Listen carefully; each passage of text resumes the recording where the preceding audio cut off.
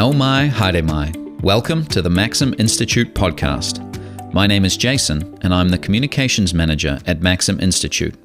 This is our weekly short-form podcast. These podcasts are released in tandem with our weekly column and are a chance for you to hear in depth from the column's author about some of the thinking that went into producing their final piece. Today, we speak with Communications Manager Jason Heale about his most recent column. Jason, it's great to have you here. Good to be here, Josiah. Thanks for having me. We're talking about your column, What Newshub's Death Really Means for Us. That's the topic of your piece. That news broke over the last few days, and it was pretty disappointing for a lot of people, not least of all those who are actually working at Newshub. Yeah. We have people like Mike McRoberts, whose career there, that's come to an end. But there are people within the public as well who are lamenting the loss of Newshub and asking questions about what this means for the news media landscape. So thinking about the situation that's unfolded, how did Newshub fold? That's, I think, a complicated question, and it depends who you ask. Lots of pundits would say that Newshub was failing since the day it started as TV3 back in like 1989, I think it was around. So it's been around a long time, and it was set up to compete. Their newsroom was set up to compete with TVNZ's newsroom, and if you look at the ratings and things like that, it's never really won the ratings war. And so it's just a combination of that. But I also think changing media diets in the world, essentially, not just in New Zealand, but in the world, in that there's not so much of a market for pre-programmed, let's sit down around the television and watch the news at 6 p.m. and then we'll find out what's happened during the day while I've been at work doing my other things. I mean, we're always on our phones. I heard one person say under one of the articles I read, they commented, the news is always behind what I already know anyway. The 6 p.m. news is just telling me what I already know from checking on Facebook or on the different news websites that are out there already. So I don't really go to the 6 p.m. news to get my news. So I think it's a combination of that. The fact that there's more digital, there's not so much sitting around the TV, that we curate our news feeds a lot ourselves, and we go and look at disparate organizations. So technology has changed the way that we engage with media. Maybe our lifestyle has changed as well as a result of time passing. What are the implications of the closure of Newshub?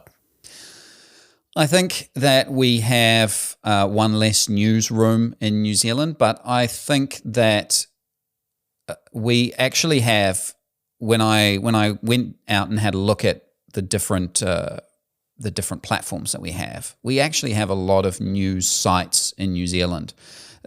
So I think the implications are that 300 people are going to lose their jobs. And certainly Newshub's one of the bigger organizations within New Zealand. Yeah, and so it's going to be hard for those people to find roles in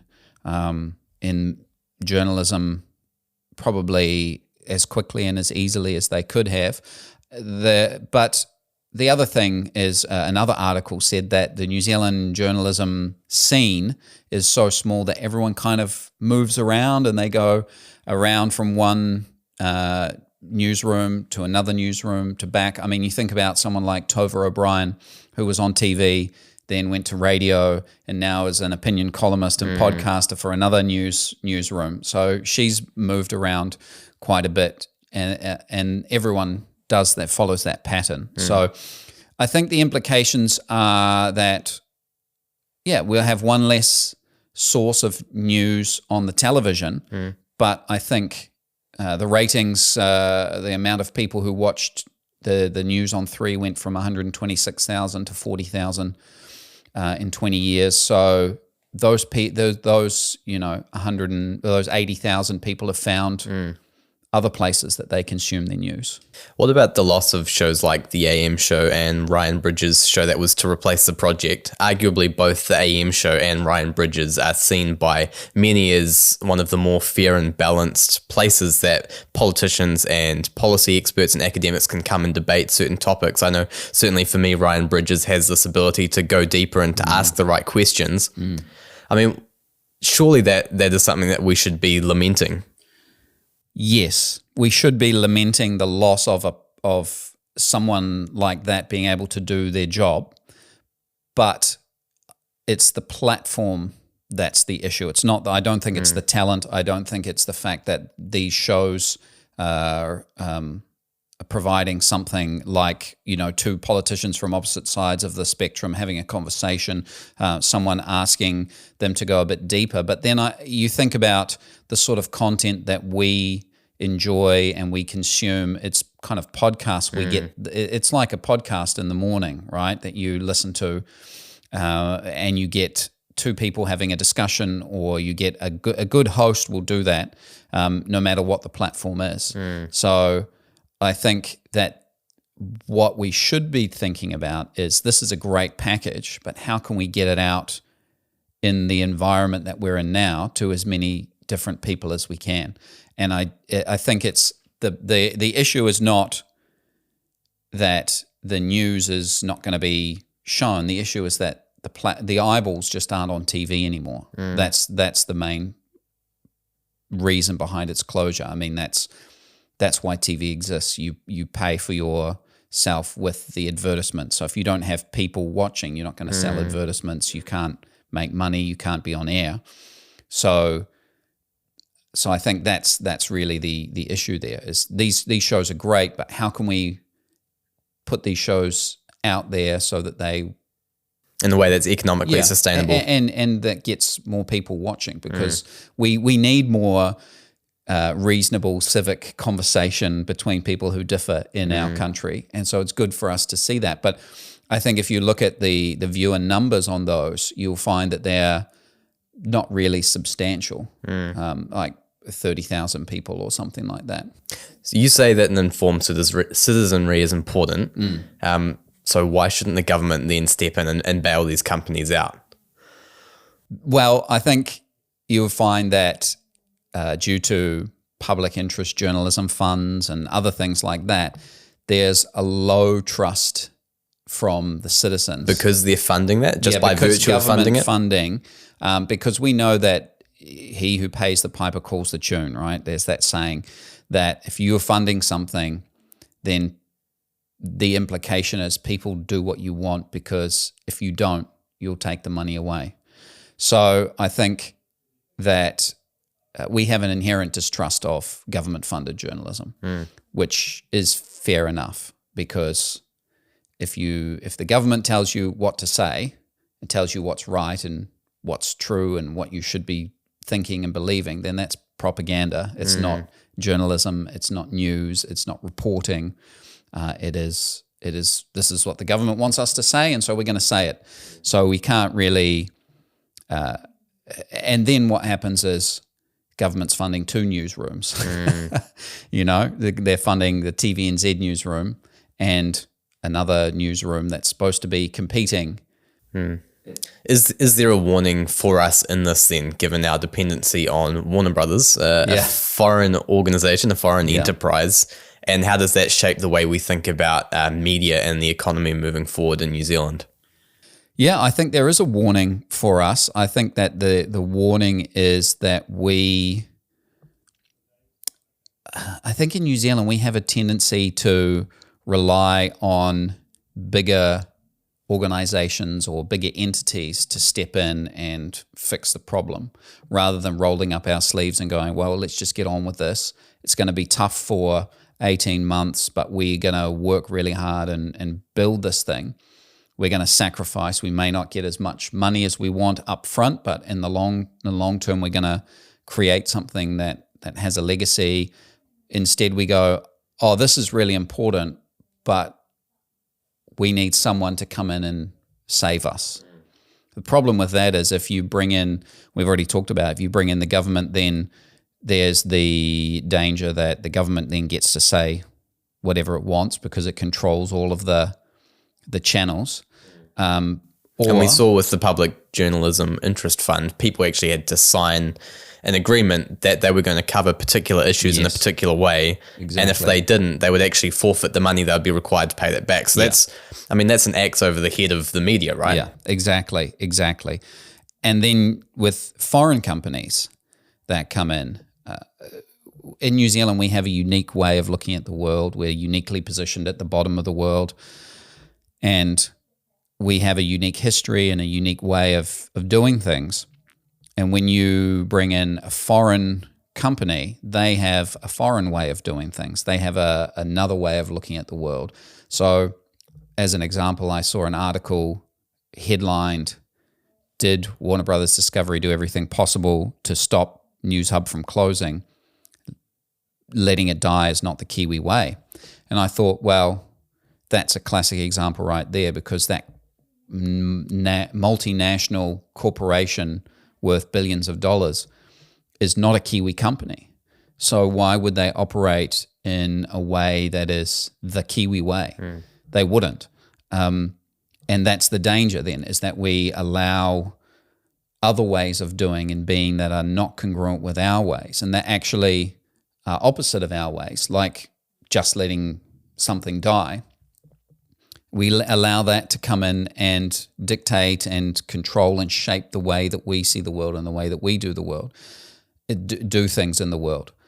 And that's not to say that other ways of doing things are worse, but when you absorb it through media, it kind of gets under your radar a little bit, and you absorb without thinking about it. You uncritically absorb the fact that this way of doing things is bad and this way of doing things is good, or maybe the way that we do things in New Zealand needs to be changed to fit with the way that they do things in another country, like America, for example. And so we can import problems, because on the shows that we see or on the opinion pieces that we get from overseas, this is banged on as this is a problem, this is a problem, this is a problem. And we go, yeah, this is a problem here in New Zealand too, but is it really? Have we stopped to critically go, hold on a second, this is a country with a very different history to ours, the different pathway from where they were to where they are today. And so do these things actually fit with the way that New Zealanders are and the way that we see the world? So there's that as well. So we find ourselves in an environment where there is less and less money to go toward mainstream traditional news sources. On the other hand, we don't want to take government funding for this because of an erosion of trust. We're suspicious of foreign enterprises coming in and filling that market. We're all about hope here at Maxim. I'm not seeing a lot of it. So what is the hopeful angle for us as a country as we move forward? I think the hopeful angle for us is to recapture some of who we are as kind of pioneers, right? Everyone who's come here, from the first people who landed here almost 1,000 years ago to today, has come here as a pioneer, as an explorer, as an innovator, as someone who pushes the boundaries. And I think we need to recapture some of that. We did in the 80s when the farming industry became world class, and we did a paper last year. We released one on AI in the primary sector that kind of warned that New Zealand used to be at the cutting edge, but we're losing that because we've kind of become complacent, and we go, oh, we are at the cutting edge, we can relax a little bit. But I think we need to recapture some of that. Let's roll up our sleeves. We may not have the most resources, the most wealth, but we are the most innovative, and we can create things, that number 8 wire mentality. We can create, or we can fix, or we can innovate with things that other people may have more, but we can do more with less. And I think an example of that is the Education Perfect app, which was developed here in New Zealand and is now used all around the world. My kids use it at home. They're like, oh, we love to get on EP, they call it, Education Perfect, and do their homework. And we've noticed a great improvement in them using that. That's something that was developed here in New Zealand and exported around the world. The other one is PushPay, which is used for charitable giving all around the world, was developed here in New Zealand. So I think if we can get behind our local geniuses, because we have plenty of people here who are innovative and will push the boundaries. I mean, Rocket Lab is just down the road from my house, their warehouse or whatever here in New Zealand. We have great innovators. We just need to empower them to do that. So I think that's the hope, is going back to what makes us unique, what's kind of our superpower in the world. It's punching above our weight. It's innovating and doing more with less. Thanks for joining us, Jason. A lot to think about and good reason for hope in the future. Yeah, thanks for having me.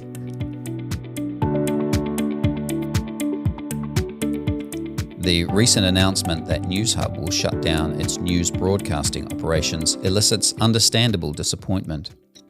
300 jobs were lost, many of them recognizable faces like newsreader Mike McRoberts. And for over 30 years, Newshub, in various forms, has delivered news and analysis to Kiwi living rooms. However, lamenting the loss of a familiar name misses the more profound implications of this closure. More than a nostalgic farewell to a free-to-air TV news platform, it's helpful to view Newshub's closure as a warning sign for our country's economic and cultural self-determination. On one level, the shutdown stems from the collateral damage of changing media diets. Primetime news slots do not hold viewer attention like they once did. Our phones are our TVs now.